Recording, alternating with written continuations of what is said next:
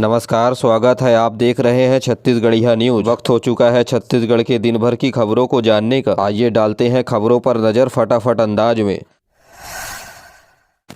22 जनवरी को अयोध्या में होने वाले भगवान राम मंदिर में राम भगवान के प्राण प्रतिष्ठा कार्यक्रम के बाद छत्तीसगढ़ के लोग जाएंगे अयोध्या। बीती शाम सह कैबिनेट की बैठक हुई, जिसमें कई अहम फैसले लिए गए। बैठक के बाद डिप्टी सीएम अरुण साव ने बताया कि मोदी की गारंटी एक और पूरी हो गई है। जी हां, राम भगवान के दर्शन कराने की गारंटी पूरी हो चुकी है। इसके अलावा प्रफुल्ल भारत छत्तीसगढ़ के महाधिवक्ता होंगे, ये भी बताया है। आपको बता दें कि भगवान राम के दर्शन के लिए प्रथम चरण में 55 साल से अधिक उम्र के लोगों को शुल्क अयोध्या यात्रा सरकार के द्वारा कराई जाएगी। आपको बता दें कि शायद सरकार की पहली प्राथमिकता मोदी की गारंटी लोकसभा चुनाव से पहले पूरी करने की है। प्रदेश में 18 वर्ष से 75 साल के उम्र के बीच के लोगों को सरकार अपने खर्च पर अयोध्या ले जाएगी, जिसके लिए पर्यटन विभाग को इसकी जिम्मेदारी दी गई है। इसके लिए बजट भी जारी हुआ है। जो व्यक्ति रामलला के दर्शन के लिए अयोध्या जाएंगे, उसके पास एक हेल्थ सर्टिफिकेट भी होना जरूरी है। यदि दिव्यांग जन जाने के लिए उत्सुक है तो अपने साथ एक परिवार के सदस्य को लेकर जा सकते हैं। इसके लिए दुर्ग, बिलासपुर, रायपुर और अंबिकापुर से ट्रेन चलेगी, जो 900 किलोमीटर की यात्रा कर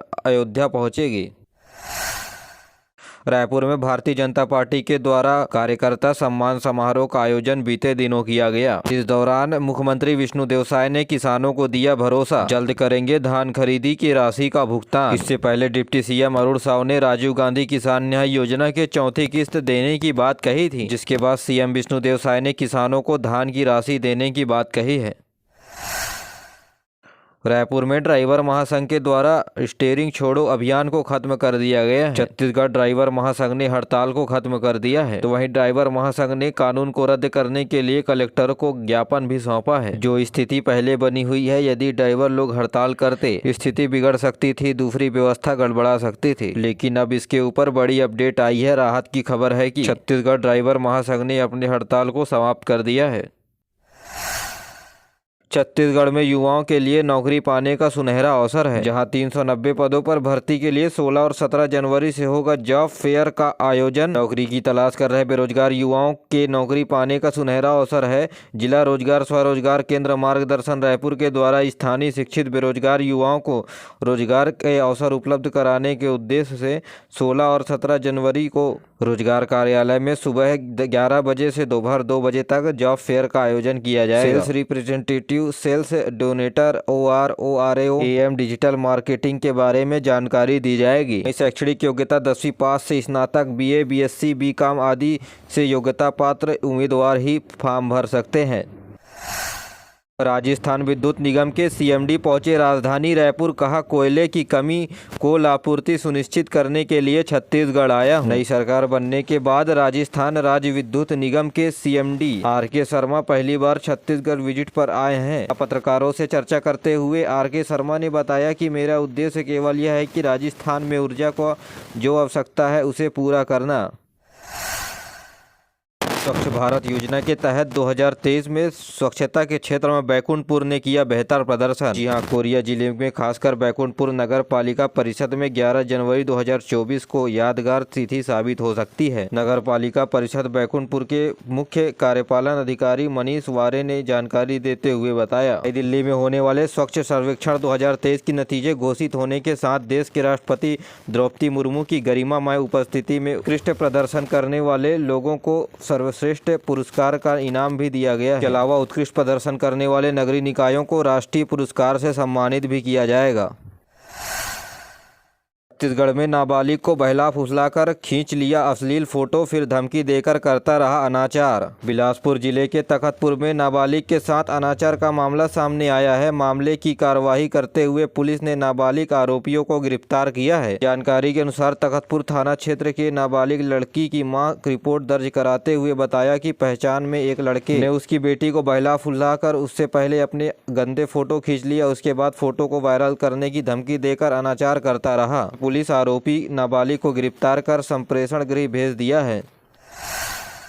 और अब पेश है मौसम का हाल। छत्तीसगढ़ में बढ़ने वाली है ठंड, तैयार रहें। राजधानी रायपुर समेत पूरे प्रदेश में पिछले 2-3 दिनों से ठंड थोड़ी कम हुई है, लेकिन इसी बीच मौसम विभाग ने अलर्ट जारी किया है। प्रदेश में आज 11 जनवरी से ठंड तेजी से बढ़ने वाली है। वैज्ञानिक HP चंद्रा के अनुसार पश्चिमी विक्षोभ एक द्रोणिका के रूप में मध्य क्षोभ मंडल से 6.5 किलोमीटर दूरी 72 डिग्री पूर्व और पश्चिम डिग्री उत्तर पर है, जिसकी वजह से चक्री चक्रवाती घेरा हरियाणा के ऊपर बनी हुई है। छत्तीसगढ़ में 11 जनवरी को 1-2 स्थानों पर बारिश होने की भी संभावनाएं हैं। मुख्यतः कबीरधाम वाले क्षेत्र से लगे हुए जिलों में प्रभावित रहेगी। तो वहीं प्रदेश के न्यूनतम और अधिकतम तापमान में कोई परिवर्तन देखने को नहीं मिलेगा।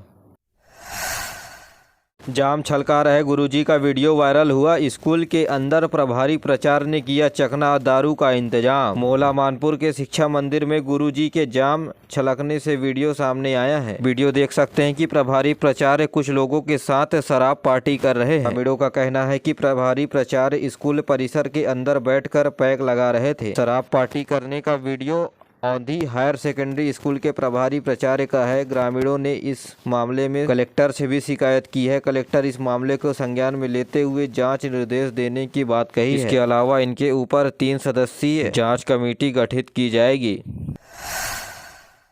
छत्तीसगढ़ में नक्सलियों की कायराना करतूत देखने को मिली है। IED की चपेट में आने से 8 साल की बच्ची घायल। इसके अलावा मां को भी चोटें आई हैं। बीजापुर जिले में एक बार फिर नक्सलियों के द्वारा कायराना करतूत देखने को मिला है। नक्सली द्वारा लगाए गए IED की चपेट में आने से 8 वर्षीय आदिवासी छात्र गंभीर रूप से घायल हो गया है। यह घटना बीते दिनों शाम को गंगालूर थाने क्षेत्र का बताया जा रहा है।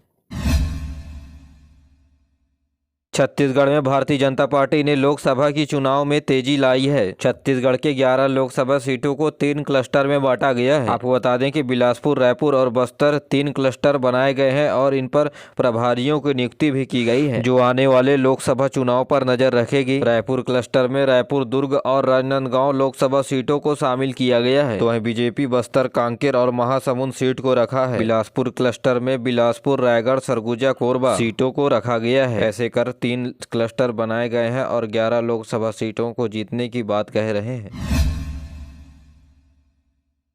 छत्तीसगढ़ होकर के गुजरेगी राहुल गांधी की भारत जोड़ो न्याय यात्रा। 14 जनवरी से 75 दिनों तक चलेगी ये यात्रा, जो छत्तीसगढ़ के 7 जिलों से होकर के गुजरेगी। बता दें कि 20 मार्च तक चलने वाले भारत जोड़ो न्याय यात्रा पूरब से पश्चिम यानी मणिपुर से मुंबई तक होगी। इस यात्रा को कांग्रेस अध्यक्ष मल्लिकार्जुन खड़गे इम्फाल से हरी झंडी दिखाएंगे। यह यात्रा 15 राज्यों से होते हुए मुंबई में समाप्त होगी। तो वहीं न्याय यात्रा छत्तीसगढ़ के 7 जिलों से होकर गुजरेगी और प्रदेश में कुल 536 किलोमीटर की यात्रा होगी। इस यात्रा के जरिए 100 से अधिक लोकसभा क्षेत्र और 337 विधानसभा क्षेत्र को कवर किया जाएगा। जी हाँ, छत्तीसगढ़ के 7 जिले गरियाबंद, महासमुंद, बिलासपुर, रायपुर, कोरबा, मनिंद्रगढ़ और कोरिया होते हुए मध्य प्रदेश में प्रवेश करेंगे। राहुल गांधी की यह यात्रा 6700 किलोमीटर की होगी। एक दिन में राहुल गांधी 100 किलोमीटर।